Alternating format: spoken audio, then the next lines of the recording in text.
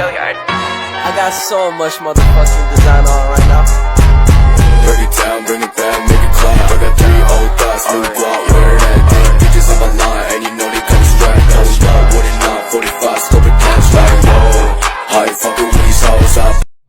Assalamualaikum warahmatullahi wabarakatuh. Perkenalkan, nama saya Najma Sona Arazi dari program studi Akidah dan Filsafat Islam. Di sini saya akan memaparkan materi tentang esensi manusia menurut Descartes guna memenuhi tugas UAS Filsafat Manusia. Yang pertama, saya akan membacakan materinya terlebih dahulu. Setelah itu nanti saya akan menjelaskan. Baik, saya bacakan materinya terlebih dahulu. Esensi manusia menurut Descartes. Yang pertama yaitu dualisme. Descartes meyakini bahwa manusia merupakan makhluk yang terdiri dari 2 substansi, yaitu materi, raga, tubuh, dan roh atau jiwa. Yang pertama ada materi atau raga, yang dimana raga adalah substansi yang ciri atau karakteristiknya adalah berkeluasan atau reekstensi, sehingga menempati ruang dan waktu. Dengan demikian, keberadaan tubuh dapat diketahui dengan mengamati, menyentuh, mengukur, dan mengkualifikasikannya. Yang kedua yaitu jiwa atau roh. Jiwa adalah substansi yang karakteristiknya adalah berpikir atau recognitions. Dengan demikian, keberadaan manusia dapat dibuktikan melalui rasio atau pikiran yang melakukan aktivitas berpikir. Sebagai contoh, ketika kita memikirkan keberadaan alien, sekalipun kenyataannya alien tidak ada, tetapi ketika kita memikirkan alien tersebut, ada sosok yang tidak dapat diragukan keberadaannya, yaitu aku yang sebenarnya berpikir. Descartes menyebutnya cogito ergo sum. Aku berpikir, maka aku ada. Oleh karena itu, sekalipun jiwa itu tidak dapat diamati dengan indera, tetapi keberadaannya tidak dapat dipungkiri. Dengan demikian, menurut Descartes, esensi manusia adalah jiwa dan raga atau tubuh. Yang kedua yaitu 2 sifat dasar gejala alam dan 3 jenis artikel dalam alam. Bagi Descartes terdapat 2 sifat dasarnya yang menyebabkan adanya gejala di alam, yaitu keluasan atau dimensi ruang dan gerak. Seluruh gejala alam termasuk gejala pada manusia harus dapat dijelaskan melalui hubungan keluasaan dan gerak. Contohnya, cahaya merupakan produk dari beberapa jenis partikel atau materi yang berkeluasaan yang sedang mengalami pergerakan motion. Descartes percaya bahwa ada 3 jenis partikel di dalam semesta, yaitu api, tanah, dan udara. Yang pertama yaitu api atau partikel panas adalah partikel dengan keluasaan paling kecil, sedemikian kecilnya sehingga ketika partikel-partikel api tersebut berkumpul terdapat maksud sebagai perpaduan zat cair dan gas yang mampu mengisi ruang. Yang kedua yaitu udara, adalah partikel yang ukurannya lebih besar daripada partikel api, sekalipun masih terlalu kecil untuk mendapatkan diamati dengan indera secara langsung. Partikel ini jumlahnya sangat banyak yang mengisi ruang di antara benda-benda.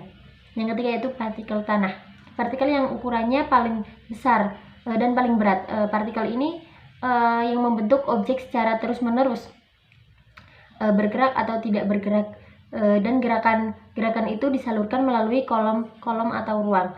Cahaya dengan demikian akan memberikan sensasi pada mata manusia yang meresepsi atau melihatnya. Yang ketiga adalah interaksi tubuh dan jiwa.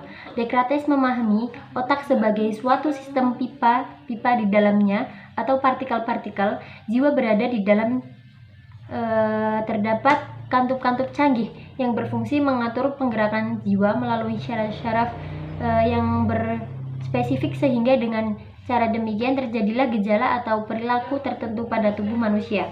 Yang kedua yaitu Descartes meyakini bahwa tekanan atau stimulasi eksternal terhadap indera manusia melalui pergerakan partikel akan menyebabkan tekanan yang menggerakkan berbagai organ manusia, yang dimana tekanan tersebut disalurkan indera melalui syaraf ke otak sehingga menyebabkan kantuk-kantuk yang terpilih menjadi terbuka dan memicu tindak dan perilaku tertentu. Berdasarkan proses stimulasi tersebut, Descartes membedakan 2 jenis respon reflektif. Yang pertama refleksi bawaan. Refleks yang dihasilkan secara langsung oleh jiwa vital yang menggerakkan syaraf secara langsung melalui penarikan urat sehingga menghasilkan respon. Yang kedua itu refleks yang dipelajari atau dilatih. Refleks yang dipelajari merupakan refleks yang menghasilkan respon atau reaksi melalui proses belajar atau berlatih. Setiap manusia tidak selalu memiliki respon yang sama pada setiap stimulus dan dari luar. Faktor-faktor internal seperti kesiapan masing-masing individu, tingkat kesadaran dan kehendak itulah yang dibuat dilatih untuk dia mengendalikan refleks dia. Descartes meyakini bahwa tindakan manusia dilakukan karena dua kemungkinan, yaitu karena kehendak menginginkan melalui demikian atau karena kesadaran dan pertimbangan-pertimbangan rasional dari jiwa. Ketika jiwa merasakan adanya stimulus berupa gerakan dari luar, dia akan merasakan sensasi yang disadari nafsu atau rasa sayang, takut, benci, atau kagum, dan seterusnya. Kemudian, jiwa bisa mengambil sikap dengan cara melakukan gerakan-gerakan atas dasar emosional maupun pertimbangan rasional, misalnya memeluk, menyerang, dan lain sebagainya.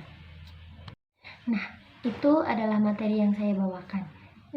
Selanjutnya saya akan menjelaskan sedikit tentang materi yang telah saya sampaikan tadi, yang dimana Descartes itu menganggap bahwa manusia itu memiliki dualisme atau manusia itu terdiri dari dua substansi, yaitu roh dan jiwa atau materi.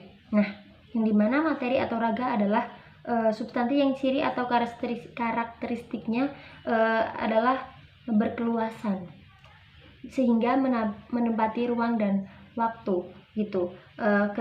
Sedangkan jiwa itu adalah substansi yang dalam berpikir itu jadi keberadaannya jiwa dapat dibuktikan melalui rasio atau pikiran yang melakukan aktivitas berpikir. Yang kedua itu sifat dasar gejala alam dalam tiga jenis, yaitu partikel dasar alam yang dimana ada api, udara, dan tanah. Yang dimana api itu adalah partikel panas, partikel yang keluasannya paling kecil. Nah, di atas api itu ada udara, yang dimana udara itu lebih besar daripada partikel api. Untuk partikel tanah sendiri itu adalah partikel yang paling besar, yang dimana partikel ini paling berat dan paling banyak menempati ruangnya. Yang ketiga yaitu interaksi jiwa dan tubuh. Interaksi jiwa dan tubuh itu menurut Descartes itu mempunyai dua refleksi, yang dimana refleksi tersebut adalah refleksi bawaan dan refleksi yang dipelajari atau dilatih. Refleksi bawaan itu dihasilkan secara langsung oleh jiwa kita, dan refleksi yang dipelajari itu mungkin seperti kasih sayang. Jadi dari kita, misal kayak kasih sayang kan itu diajarkan dari orang tua kita untuk selalu mengasihi sayang dan selalu berbuat baik kepada orang lain. Mungkin cukup itu saja yang dapat saya sampaikan, kurang lebihnya mohon maaf. Wabillahi taufiq wal hidayah. Assalamualaikum warahmatullahi wabarakatuh. See you next time.